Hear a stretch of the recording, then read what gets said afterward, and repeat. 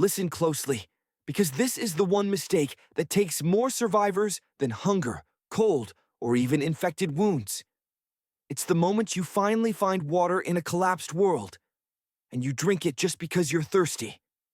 That's how most people die. Not from dehydration, but from what they put into their body when their brain is screaming for relief. Everyone talks about finding water, but nobody talks about the invisible death hiding inside it. And the crazy part, it's not the dirt or the smell that gets you. It's the stuff you can't see, microbes, parasites, and chemical runoff that slip past your instinct because desperation rewires your judgment. Here's the real danger. Dehydration makes you stupid. Your blood thickens, your thinking slows, and suddenly even a muddy puddle looks like a bottled spring. But when you drink untreated water in a survival scenario, the damage doesn't hit instantly. It hits hours later when your body starts dumping fluid faster than you can replace it. People think starvation is the slow killer. No, diarrheal dehydration is the sniper. You lose salts, glucose, electrolytes, and your organs begin folding like a cheap tent. But here's the trick nobody teaches.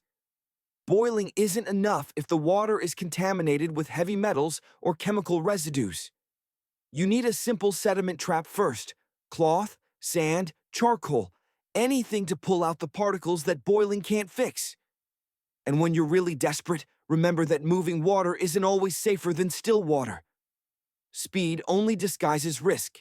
What actually protects you is contact time and filtration. Even a plastic bottle and sunlight can save your life through solar disinfection, but only if you give it 6 full hours of direct UV exposure. Skip that, and you're basically gambling with your intestines. Another overlooked mistake is drinking too fast when you're dehydrated. Your brain wants a waterfall, but your body can only handle sips. Flood yourself after a dry spell, and your stomach rebels, wasting precious liquid. Survivors who pace their intake, slow sips every few minutes, stay standing. People who chug collapse. That's the quiet physics of your own biology working against you. And here's a counterintuitive one. Never trust crystal clear water in abandoned buildings. That shine is usually from stagnant cisterns full of bacteria that thrive in darkness.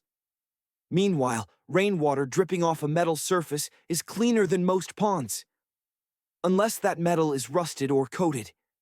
The trick is knowing the environment. Heat makes microbes multiply, cold slows them down, and sunlight is both your enemy and your ally. This section is based on practical field survival experience rather than formal academic sources. When the world collapses, the real enemy isn't thirst, it's panic. Panic makes you rush decisions, and rushing decisions around water is how people quietly take themselves out. Here's the thing. Nobody admits.